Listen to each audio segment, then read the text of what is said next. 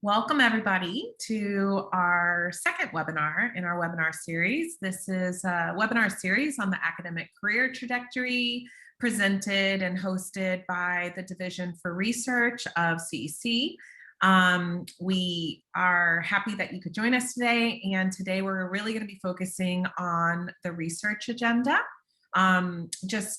This webinar series today will kind of be co-hosted by myself, Bree Jimenez, and Sarah Powell.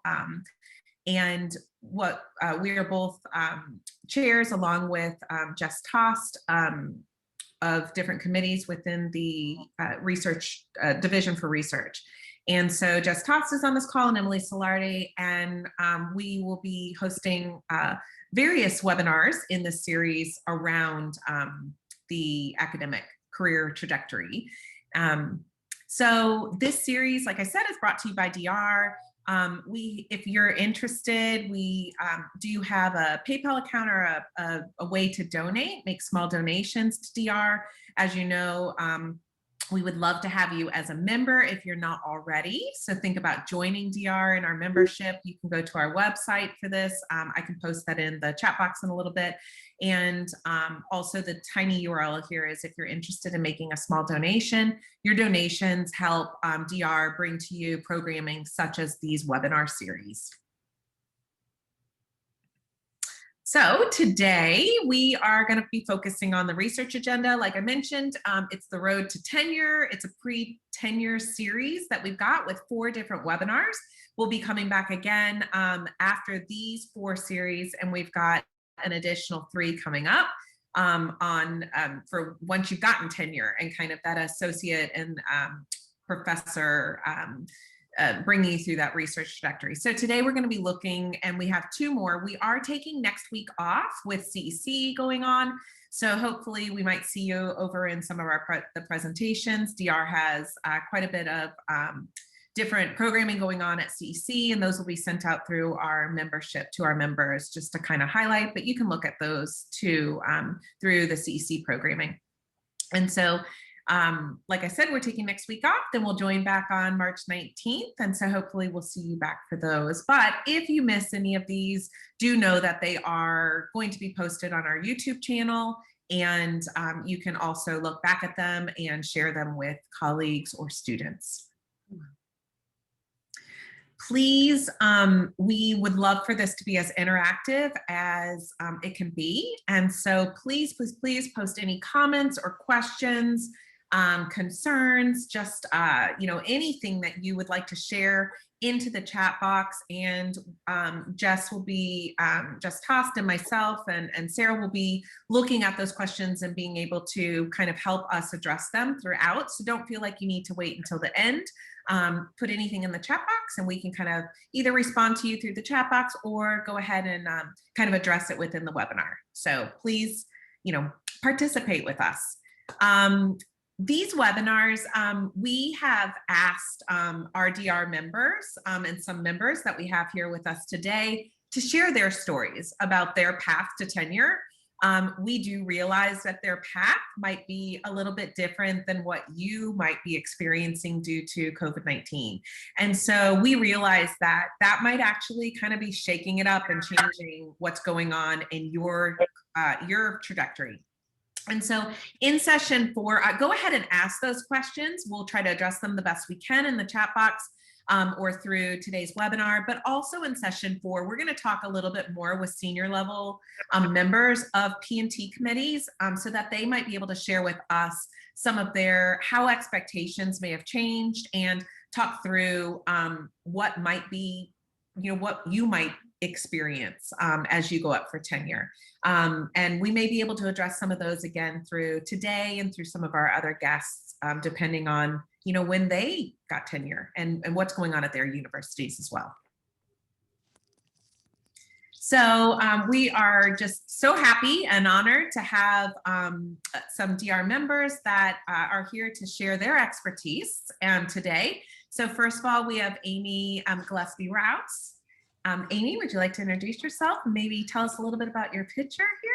You know, Amy just told me her screen was freezing up and she's Oh, going to log out and log back in. So she got will it. join us So in a we'll minute. have Amy Yes. kind of give us a little bit of that when we start talking first. Thanks. Oh, wait.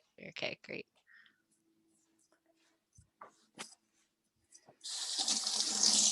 You just introduced me when I logged out. I'm sorry. Oh, okay. Oh, Amy, there she's you back. are. She's Okay. back. Perfect timing.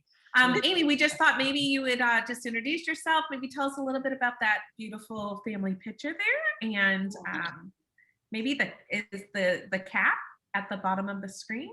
Okay, yeah. So my name's Amy Gillespie Rouse. I am an assistant professor at SMU in Dallas.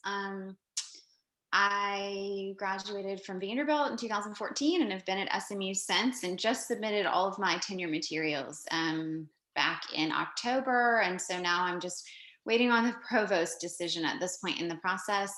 I've been at home for a year, so that's like the most recent photo I have taken from afar of my family. Everybody's here, everybody's learning and working and doing school from home. So yeah, I am study writing interventions for struggling writers and students with disabilities primarily. So thank you for having me. Thank you. Oh, and I think the cap is because I was first generation college grad. Sarah said to try to tell something maybe people don't know about you. Wonderful, wonderful, cool, thanks. And you might see that cap later on as we go through this presentation. When we see the cap, and we'll know that those are some of the things that Amy might be able to share with us on her journey. Chad Rose from University of Missouri. Chad, would you like to introduce yourself and tell us that is just what a cool picture. Sure, thanks. I'm Chad Rose, happy to be here. I'm an associate professor in the Department of Special Education at the University of Missouri. I've been at Mizzou, man, this is my 8th year, I think. Before that, I was an assistant professor at Sam Houston State University. I graduated with my PhD from the University of Illinois. My research focuses on bully prevention, especially among youth who are traditionally marginalized. The football in the corner represents, we were asked to say something that not a lot of people know, but if you know me, you probably know this, but during my doctoral program, I was also a strength and conditioning coach for the University of Illinois football team for 3 years. And I had to stop when I started dissertating because it was a little bit too much. But we had the opportunity to go to the Rose Bowl, so I got a chance to go to the Rose Bowl. And a little bit about this picture. This is me and my daughter at the Taj Mahal. I have been asked for the last couple of years prior to COVID to go and facilitate our Teach Abroad programs in India. And so I spent 7 weeks in the summer in India, and I was lucky enough to be able to bring my daughter out for my wife and daughter. My wife took the picture because she's part of our strategic communications team. But this was a moment we have to share at one of the most iconic places in the world. Yeah, what a neat picture. Thanks. Devin Kearns from UConn, and you've got some slippers down there. I don't know why, but that's fine. So hi, I'm Devin Kearns, Associate Professor of Special Education at University of Connecticut. My background is that I was an elementary school teacher and a literacy coach for 7 years. I did doctoral work at the University of Vanderbilt University. Doug Fuchs was my advisor, worked on studies of reading intervention and reading support using peer-assisted strategies. Currently, the work that I do is focus on teaching kids to read long words, and recently trying to use neurobiological techniques to examine the effects of intervention, especially doing that kind of in a longitudinal way, kind of progress monitoring with neuroimaging, just a kind of unusual thing. And also just focusing on preventing disabilities by developing assessments to evaluate kids for dyslexia risk. Awesome. Great. Thank you, everybody, for being here today. We are excited to spend, today, this afternoon with you, or this morning, depending on where you are. So we wanted to spend today really talking about the tenure package and just kind of starting off with maybe the beginning of it. So all of these components kind of go into your tenure package. We look at our CV and publications list, research statements. Along with that tenure package really starts to go into your teaching statements, your course evaluations, service. And then, going into that next step of who are your external evaluators? Who might you want to be evaluating you? Why are you picking these people if you get to help make that list? The P&T process of actually going up, having recommendation and all of that. But today what we wanted to do was really focus in on this beginning part of really putting your tenure package together and really thinking about how are you setting yourself up for success in the long haul. And then in our future webinars that we have planned in a couple weeks, webinar 3 and 4, we'll start to go into these other parts of the tenure package. And so really trying to stay focused today, what we wanted to do is bring our guest DR members here, and so that they can share their successes and maybe their struggles in different parts of it, or how they've organized, how they've thought about this process and what's worked for them in the past. So today, our research agenda, what we'll be talking about is what were the expectations for tenure? What are the writing expectations, the grant writing and or funding expectations? And then how do you start to really develop that cohesive research statement? So, for yourself and your research, but also for your tenure package particularly. All right, thank you so much, Bree. So we are now going to talk to Amy, Chad, and Devin about how they put together their research agenda. And this is not just the written statement for their tenure package, but how they formulated their research agenda on their pathway to tenure. So we are going to talk about their research, their writing, and their grants. So as we go today, each person has an icon. And Devin, you gave us a tidbit that many times you are doing Zoom calls in your slippers, which is why we put slippers on the screen. And I thought that was very relatable because I bet about half of the people joining us today are also in their slippers. So every time you see a yellow quote, that comes from Devin Kearns. Every time you see a turquoise quote, that's coming from Amy Gillespie Rouse. And every time you see a peach colored quote, that is coming from Chad Rose. And we are going to ask them to speak to some of these quotes and tell you a little bit more about how they answered these questions for us. So we're going to kick this off with focusing on what type of research did you engage in? And I think that you'll see that there is no one just focused on one type of research. So Devin, I'd like you to briefly just tell us about how you diversified your research agenda on your pathway to tenure. So when I left graduate school, I decided to focus on something different than I had done then. I think Sarah's question's about that too. But what I realized is that I wasn't prepared to do some kind of intervention research. What I needed to understand first was the relations among various variables of interest related to how kids read long words.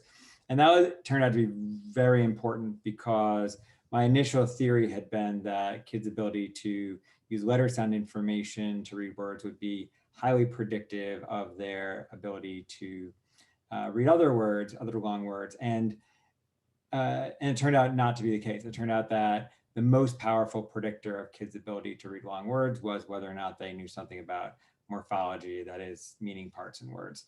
And so without that, I think my first attempts to design interventions would have been incorrectly focused on teaching kids simply letter sound instruction. And so some of the early studies I did were focused on things that drove the intervention research later. There are other examples of that in other dimensions of my work, but I think that was a really critical piece, was that I did not attempt to design interventions until I had a clear sense of the correlational literature, the relations among all the variables that could potentially be important in influencing kids' reading outcomes.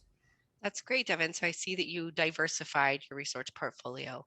Amy, you listed like 5 different ways that you engaged in research. Can you briefly tell us a little bit about those? Sure.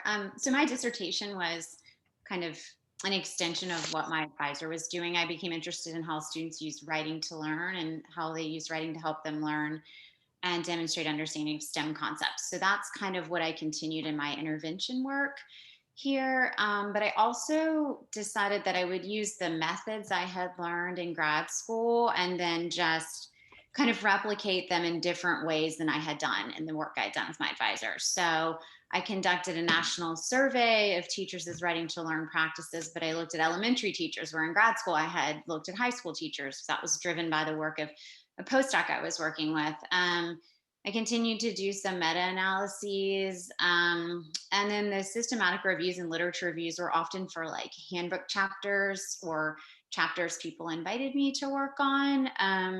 So I kind of used what I learned in grad school, but continued with my own lines of research. Again, a diverse portfolio of research. And Chad, can you tell us a little bit about how you diversified your research portfolio on the path to tenure? Yeah, I think I agree with what Devin said. I kind of followed that similar path, right? I did when I first started looking at bullying and youth with disabilities, not much was known, right? There were only a few publications that explored that. So we didn't know much about it. So that's the first thing that we had to do, is start to kind of disentangle what bullying was and how it applied to kids with disabilities. And then as we moved through there and had a better understanding, we could move into more intervention work. But I think what was interesting is in that process, we found that it wasn't necessarily the disability that was more predictive of involvement. It was more social and communication skill deficits, which applied more globally to kids with and without disabilities. So we were able to use our interventions for the targeted population, but also some kids that needed more support. So that's why we looked at embedding interventions within an MTSS framework.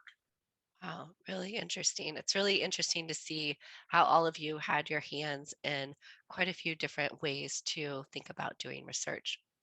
Now, on the way to submitting your tenure package, what were some of the hiccups that occurred as you launched your own line of research? Amy, you said something that really speaks to me about getting access to schools. So, can you tell us a little bit more about that? Sure. When I came to Dallas, I just thought this is a huge city, right? There's going to be so many schools to work in. And what I quickly realized is that there had been years of difficulties with professors getting access into those schools. And I would say that we're still trying really hard, but I've yet to get into the public school system in Dallas. And a lot of us haven't. So I had to think about creative ways to be able to work with students and continue the kind of intervention work that I wanted to do with teachers and students. And then I also didn't have doc students. We have a relatively small doctoral program that has grown now, but I thought, oh, I'm just going to have this group of people to work with and all of these students. And I didn't have that at first. Yeah, I think those are all things that people on the pathway to tenure really struggle with. And Chad, you talked about sampling, and I wonder if that's an issue because you work in a college town that is not the size of Dallas, Texas. So can you tell us a little bit about how you've addressed those sampling issues? Sure. First, I want to say, Amy, I agree with you. That is for sure a problem. And but sampling, when I was in Texas, I worked right outside of Houston. So sampling is still a problem for me, no matter where we are, because when you start to unpack demographics and do comparisons, and for example, we had a sample size of 15,000, but then when you unpack that and you get down to about 1,200 kids with disabilities, then you unpack that even further, you get down to about 80 something kids with behavior disorders. And that's where we ran into problems, is running these comparisons where we had to kind of profile kids. And I'm trying to move away from siloing and looking more at these connections between some of these demographics and predictive and protective factors. And so you have to have big samples. But when we do that, that's mostly survey research. When we get into intervention research, we can't have these giant samples. And so I have to be very selective in terms of who I'm targeting in this intervention. So moving to kids with social and communication skill deficits, that now includes kids with and without disabilities, kids with behavior disorders and learning disabilities and other health impairments. And so like, I can't look at those. It's hard for me to look at those really discrete kind of levels of student demographics, and have to be very selective on when we do our intervention work, because we can't serve 15,000 kids at once, unfortunately. So you've really had to think about the participants that you work with and how you can either work with a smaller subset of those participants or a larger subset of those participants. And then Devin, you echoed some of the comments that Amy said, and I think also Chad also agreed about hard to work with schools. But you also said that you were wanting to focus on something that you didn't focus on in grad school. And I think that probably a lot of our people tuning in today may also feel that way. So can you comment on how you realized you wanted to go a different pathway from what you worked on in grad school? Yeah, for sure. Let me just say briefly about school districts that my experience is that large school districts are very hard to work with because there's usually an assistant superintendent whose job it is to vet research. And my strong impression is that they feel that they aren't doing their job unless they say no to virtually every study that's proposed. And so I have never been able to get into a very large school district. Fortunately, in Connecticut, it's very sort of diffuse sort of way of doing things with local control. There are 193 towns in Connecticut and every one of them has their own school system. So that makes it a little bit easier. But besides that, it's very hard to work in those big districts. Yeah, so, I had always had an interest in polysyllabic word reading and how to help kids do that from when I had been an intervention teacher. But Doug Fuchs' research focused on teacher training and peer-assisted strategies, which were also of great interest to me. And I'd written about when I applied to Vanderbilt, but I'd always had this other interest. But I hadn't really explored it. I read a little bit about it, but you get wrapped up in your dissertation, which was on cognitive processing and reading and math disabilities, which is still something I know a little bit about, but I hadn't taken the time, even when I was a research associate. I knew I was going to go in a tenure track position, but I had 1 year where I worked as a research associate on a specific project. And probably on my own at that time, maybe I could have done some work to build my understanding, but I didn't for whatever various reasons. And so it took some time to figure out the literature at all. The reading literature is very deep and it cuts across psychology and cognitive science and education. And so there was a lot of reading to do. And I did it, but it was challenging to be trying to build a research program and run studies, design studies at the same time I was trying to learn something. I was lucky that, I had some good mentorship from folks like Don Compton and Joanne Carlisle and others who sort of set me on the right path, even though I didn't understand everything. And so it worked out, but it was tricky. I said yesterday, and I'll just reiterate that I think though, understand the literature before you try to, certainly write a grant, but also, try to do something in terms of intervention. Make sure that you have a strong theoretical orientation in the literature. I think that's a really, really good point. So, in terms of your research, one of the things that tenure committees are often looking for is a separation from who you did your graduate study with and who you are now. So, thinking about that separation from your PhD advisor, Amy, can you tell us a little bit about how you meaningfully separated from your advisor? Yeah, so I think I kind of touched on this a little bit already, but so I was interested in writing to learn and I became interested in that. And that was different than what my advisor was doing with self-regulated strategy development and writing. I've found that I have separated with that focus on writing to learn, but it came through a meta-analysis I did in grad school that I just realized that something that wasn't happening a lot for students with disabilities or struggling writers was the opportunity to apply writing in the STEM areas. So I've kind of been able to go on my own path, but that doesn't mean that I wasn't still publishing with my advisor at first. I mean, we had things that were kind of like coming out or that we had been working on. So I would say like right around my third year review, I just decided that that was kind of it. And I talked to some mentors and, Steve said to me we had to get a divorce with his terminology. Steve was your advisor, Divorce, so right? we Yeah. can remarry again when I get my, but he's like, we have to divorce. And so we did right around my 30-year review. And then, it's a really small group of people who do writing research, particularly for students with disabilities. So I just kind of aligned myself also with people who I had met along the way, like postdocs who had been at Vanderbilt and, continued to do work with them, but just not with my advisor anymore. Okay, so you were meaningful in terms of your separation there. Chad, can you tell us a little bit about how you separated yourself from your mentors? Yeah, I think I took kind of a different path. I would bet if you ask anybody that knows me that I haven't separated from my research mentor. I had an advisor, an academic advisor in special ed, and she did mostly teacher preparation and support for kids with behavior disorders. And I didn't really follow that path, but I did have a research mentor, and she and I still work together. We are currently on an IES grant together. But the way that I separated with her is she does bully prevention work for all students, kind of at the universal tier. And I focus specifically on kids who are traditionally marginalized, primarily kids with disabilities. So even though we're doing similar work, we continue to write with each other. I do a specific type of work. I did, however, in a couple of years, break away and publish with a number of other people, and did spend those couple of years, writing with someone else. I've now, after I got tenure, my research mentor and I work very closely together still. You got married again. Yeah. Yeah.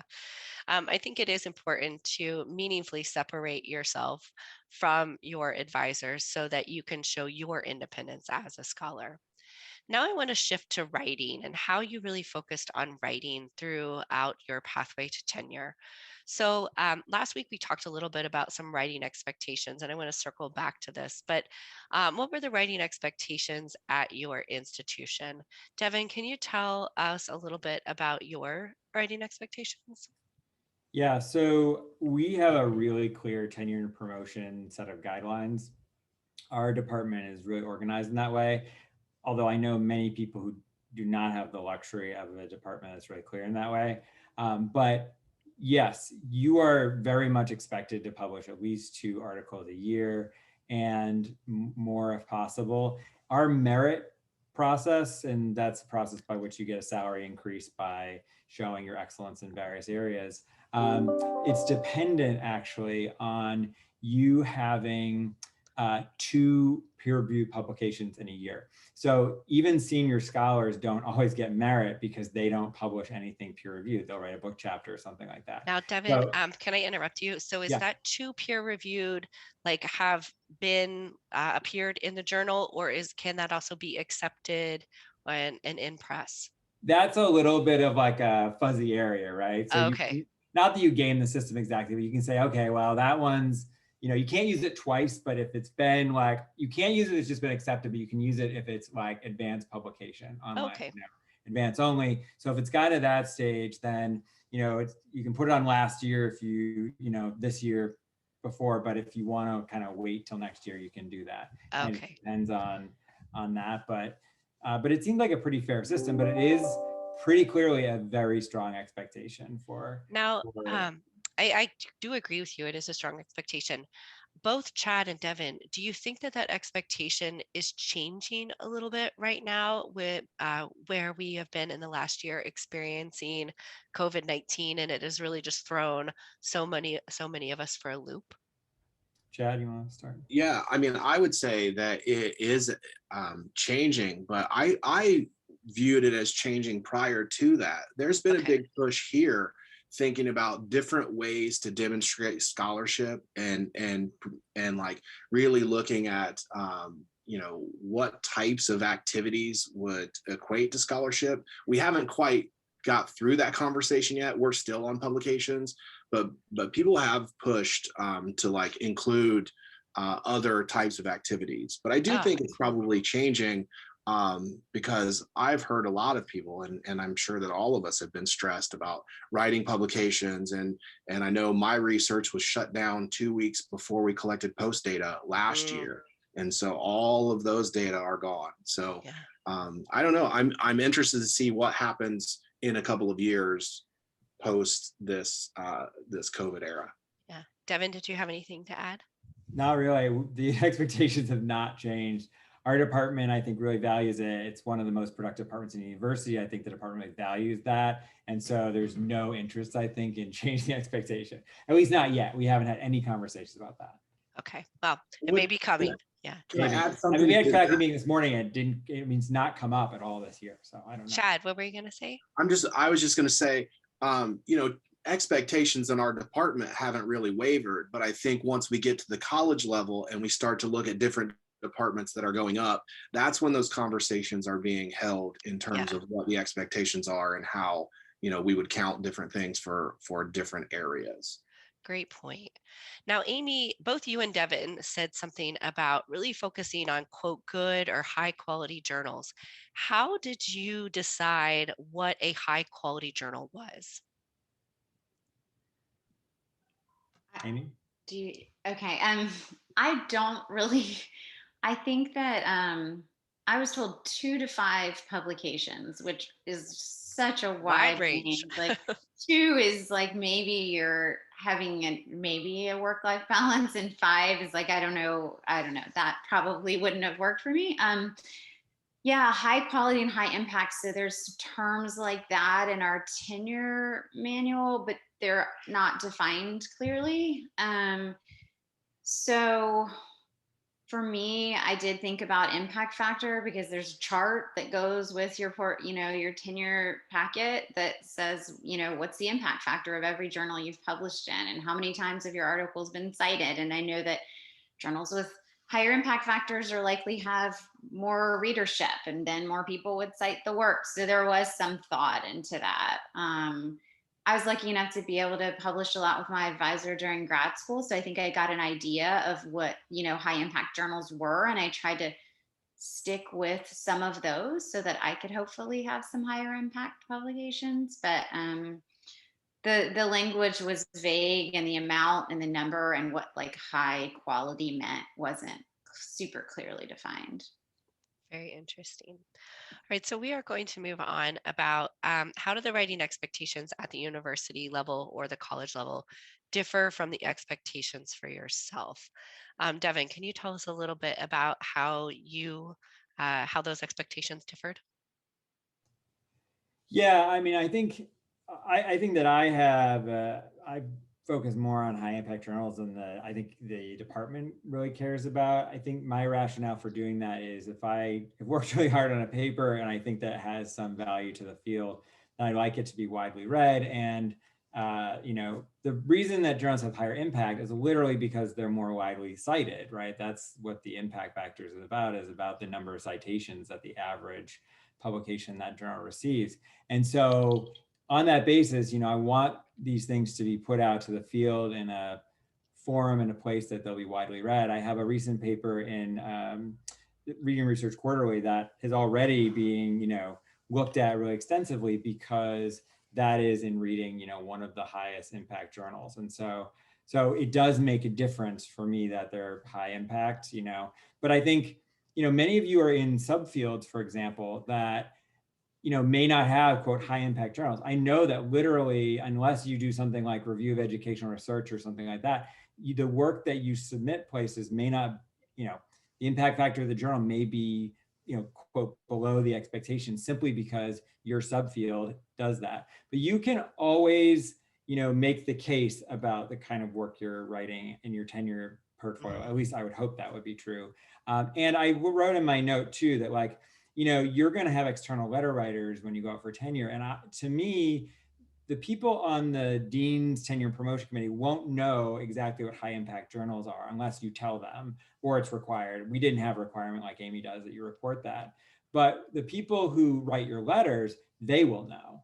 Yeah. And so when they evaluate your package and tell, the university whether or not, they think you get tenure at their institution or you would be a candidate at your own, they're going to say, literally one of my writers said that like, I don't want to say like, I had 6 publications, Journal of Ed Psych, by the time I went up for tenure. And he's like, the writer was like, I don't typically see that in a researcher. So, in a beginning researcher. So it was highlighted, and I don't say that with any, boastfulness, just that mattered to that letter writer. And I think that that's going to be true.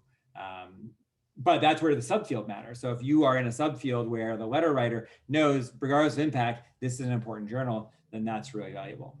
Now, a question has come in from the chat, and Amy, I'm going to ask you to answer this one. Anna Marie asked, when we're talking about the number of publications, are you referring to publications with data, or are you talking about all of your publications?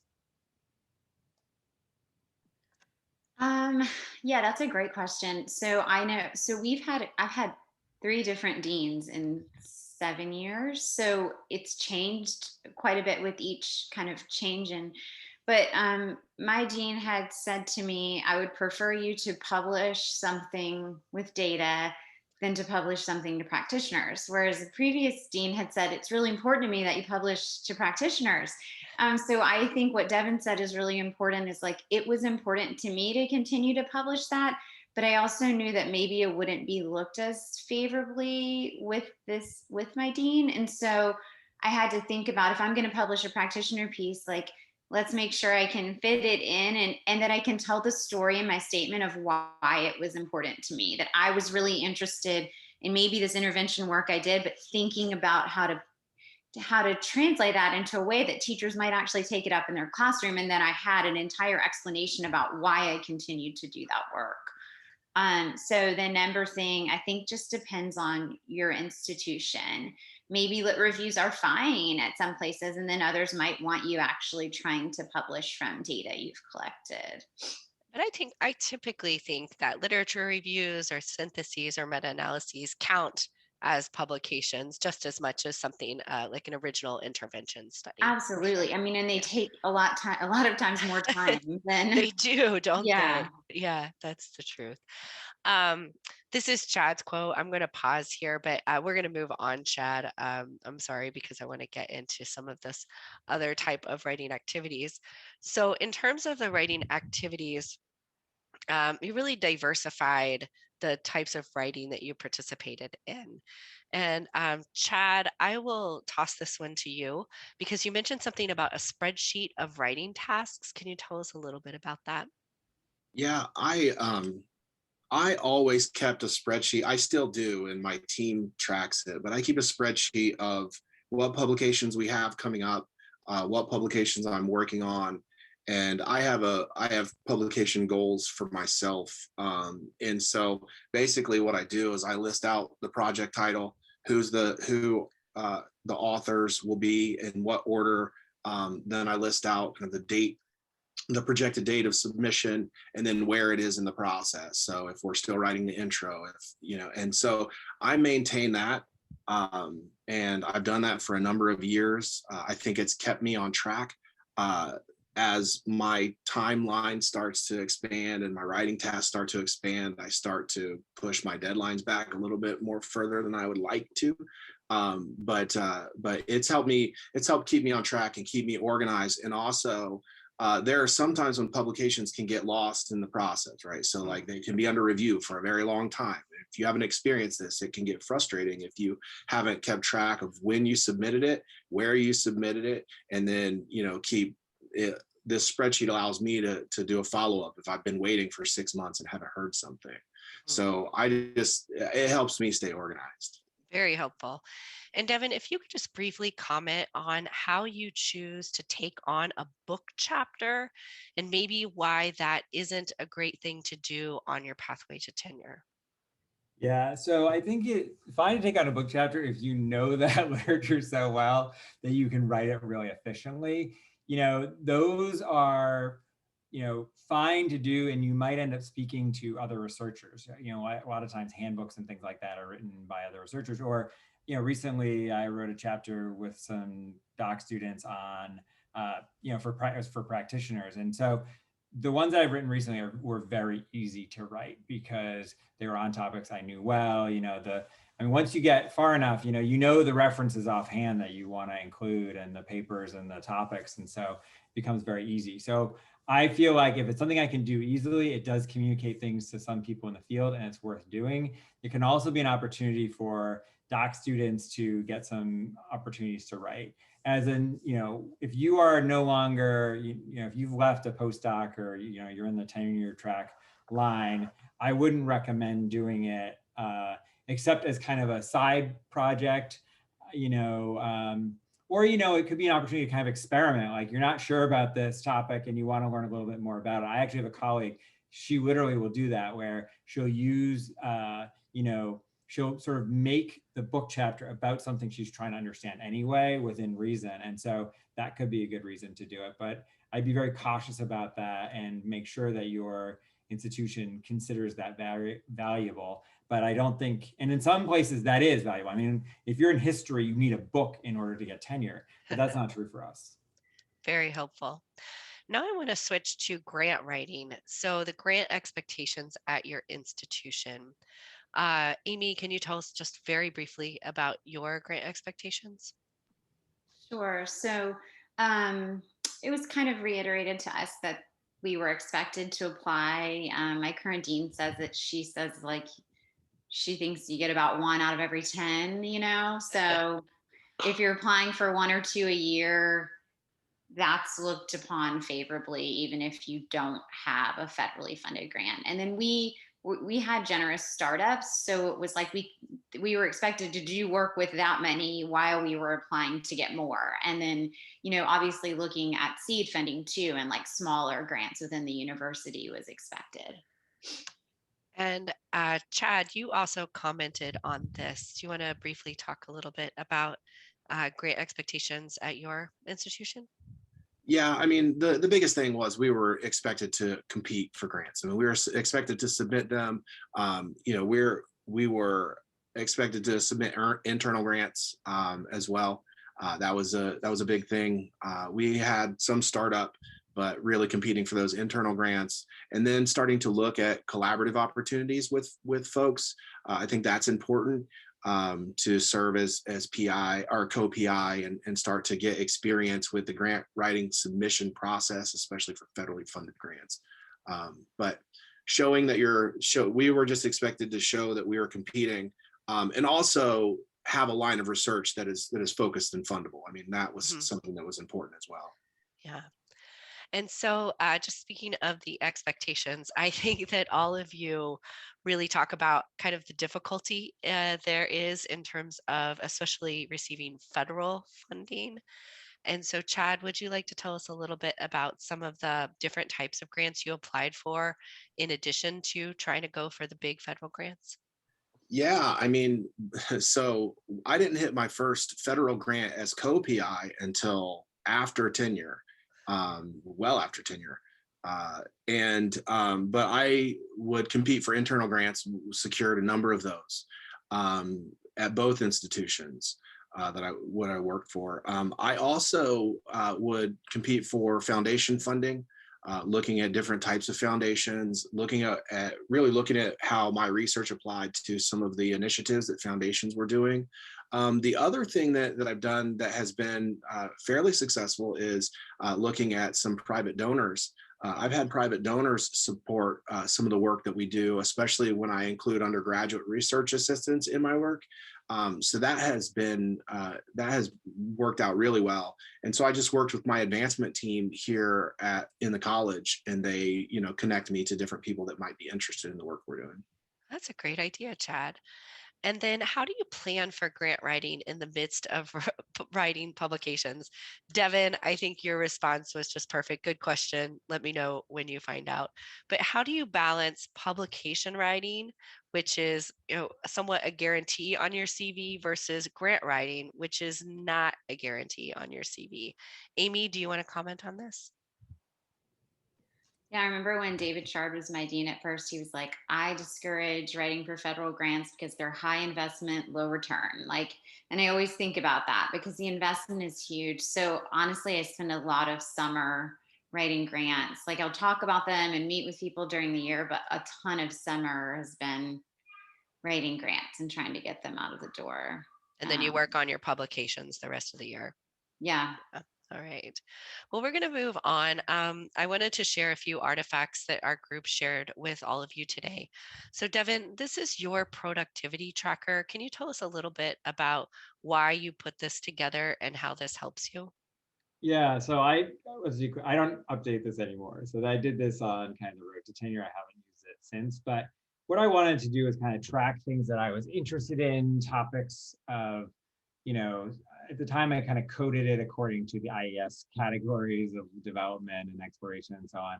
And so I wanted to sort of have a map of what it looked like to, what I was wanted to do and where that was going. And I actually, I would update it every year. I didn't look at it much in the interim because I sort of had in my mind what was happening. But when I would go up the next year, because we had an annual review, it wasn't like a pre-tenure review, but it was sort of just like an annual check that everybody did, including tenured faculty. It was helpful to be able to say, here are the things I did, here are the things I didn't do, and so on. And here are things that were good, but not actually focus on my line of research. Like there's one there that I did with you, Sarah, that I was like, that was a good thing to do, but it's on math. I was a methodologist for it. It wasn't like a great fit for what I did in terms of like my overall goals. And I noted that in there for the, for my own records. And by the way, I loved working with Sarah on that project. It was a really cool project. Did it? But so it was really helpful, but I only updated it once a year. I think it was good for me though, to see what it was I was actually doing. And it was a lot of times really interesting to see things changed because, I learned new things and it wasn't a good idea to do something anymore because I learned something that suggested that was not such a good idea, right? My interest had kind of shifted or whatever. So that's really great to see how you put this together and then visited it from year to year on your pathway to tenure. Now I want to dig into the research statement that you write for your tenure package. And so I'd like Amy to talk about how did you develop your research statement? What did you emphasize in it? Yeah, I guess I'm super dork, but I really liked writing the research statement. I thought it was kind of fun to reflect on the story of how I'd gotten from being a doc student to where I was. But I thought about kind of the different arms of my work. And so I organized it under that. And I told it chronologically for the most part. So I would talk about one thing that I got pushed back on when I got feedback is that I was kind of talking about everything about all these group efforts, right? I collaborated with so-and-so and I did. And so the first person that read mine and gave me feedback said, you need to emphasize yourself more. So you need to say what you did instead of always saying we as a group did this. It's tell what you did for each of the projects. So I did have to go back and revise it to talk more about me because it is about you, right? People don't care what the other people on your team did. But yeah, organizing it under the different arms of my work helped me to chronologically kind of say, where was I in 2014 and how have I gotten to 2020? Sounds very, very well planned. Chad and Devin, I'm going to skip your quotes because you actually shared some of your statements with us. So Chad, can you tell us a little bit about how you wrote your research statement? And this is your actual research statement that you submitted to the university for tenure. Yeah, it looks like it. I really focused on this idea of evolution and growth. I agree with Amy. I focused on the different arms of the research that I do. I had, two basic themes that I was doing, but I focused a lot on evolution and growth because the way that I started doing my work, we were having students self-report disability status. And I'm hoping that everybody on this call can go, whoa, that's not a way to do that. But that's where we started. Right. And so then we moved into kind of dichotomizing disability. So you either had a disability or you didn't. So I'm sure that you can see kind of the limitations with that. Then we started to look at services provided. And so my work has grown to look at more discrete forms of whatever we're trying to evaluate. And I wanted to demonstrate that because I think that it shows more critical thinking, right? It shows that I've grown as a scholar, and also realized the limitations that I had when I first started. And then you can see here that I get into a different line of research, but do basically the same thing, looking at online victimization and online racial discrimination was something else I was doing early in my career. And then what I try to do is link my work to future directions, but also critical practice and application. I really enjoyed reading your research statement, Chad, and you really told a very good research story. So I think that Amy emphasized that, like telling your story about how this developed. And when I read yours, you really told us a good story. And then you wrote this really beautiful conclusion paragraph. It's like, here's about my scholarship, and, we have to do this. And so it's a really well-written story for the people that are going to read it. Now, And Devin, Sarah, can I say yeah, something to go that? for it. I appreciate what you just said, but I think that I don't want to gloss over that point of telling a story. I think all of your publications, anybody that's on this call, I think you need to be a storyteller. And that's how I try to write any of my publications, whether it's research, whether it's a book chapter, or whether it's, practitioner-based publication. It's a story, and it's Yeah, something that people should want to read. I agree. Now, Devin, you shared something really interesting, and this is your research statement that was submitted to letter writers, and you were bound to a one-page statement. Yes. So can you tell us a little bit about how you wrote this? I imagine that was very difficult. Yeah, I mean, so this is not very story-like, but it's designed to be really focused on making clear that I have a coherent program of research. Because, something that was impressed upon us, and I sort of got then and really understand it now, is that you need to be able to explain why the things why you've done the things you've done, and to put them together. And we also had to submit artifacts. We had to submit several papers. Some that, in my case, I actually submitted two that were published, one that was accepted, and one that was under revision, which actually is now published.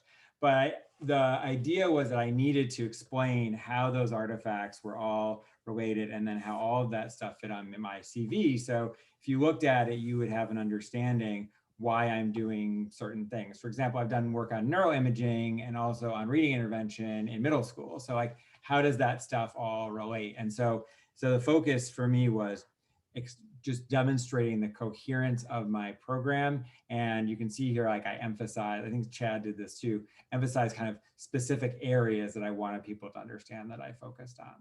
And this research statement was in addition to a more traditional research statement that was multiple pages that was submitted with your tenure package.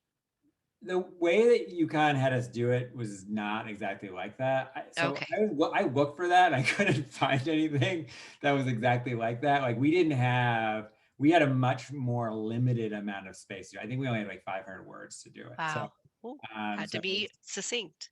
yes, exactly. So, yeah. All right. And so this is us, our last question is, in terms of your research statement, when did you start writing and how did you receive feedback? So really like, what was your process for putting together your research statement? And I'm going to ask Amy this question because you wrote yours most recently. So how long did it take you to write your research statement and how did you receive feedback on it? I started writing it. So we have a third year review, which if you like don't pass your third year review, then you're asked to kind of leave before you even get to going up for tenure. So for my third year review, gosh, I can't even remember how much before, but I like to see models of other people. So I asked my mentors here to see their statements.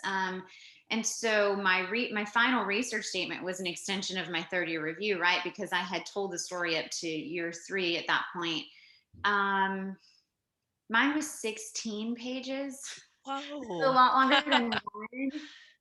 But I do writing research and I like to write. So it was long. And I had colleagues here who most of theirs were like somewhere between 10 and 15. And so I was Wow. told mine was a little long, but I thought if it's only 1 page difference, I'm not changing it. So I don't remember how early. I mean, this began like back in third year, but every year we have to do what Devin said he does. Like we have for our merit, we have to do a one pager kind of what we've done and what we're planning to do. So that helped me too, to kind of track what I had done each year. I also just use my Vita, right? Like I would just kind of put those citations in as placeholders and then tell the story about each of them. Wow, Amy, 16 pages. Mine was capped at 4 pages, I believe. So you had a little bit more space than I did. So just to wrap up today, when you're thinking about your research agenda on the pathway to tenure, you have to be focusing on your research, your writing about that research, and then also thinking about, are you applying for grants? And then all of that is put together into your research statement. So I will pause there. This gives us about 5 minutes for questions. So please go ahead and unmute and ask our panelists any questions or place your questions in the chat. So one question that came in is from Anna Marie. She says, I've separated myself from my advisor. However, I continue to collaborate with my external committee member who is at a different institution. Is that okay? Amy, you're shaking your head. Yes. Would you like to briefly comment on that? I mean, I haven't been told that that's something that, I mean, I know people who had postdocs and still collaborate with that person the entire time. And that is actually not, at SMU at least, that's not looked upon at all. Did you collaborate with your doctoral advisor? I don't know if that's the case everywhere else, but I would think somebody on your committee is, the external person on my committee was like, related, but not really. So if I would have continued to collaborate with her, it would have been definitely different than my advisor and shown my own line of research. But I'm sure that differs university to university. Yeah, probably. Other questions for our panelists?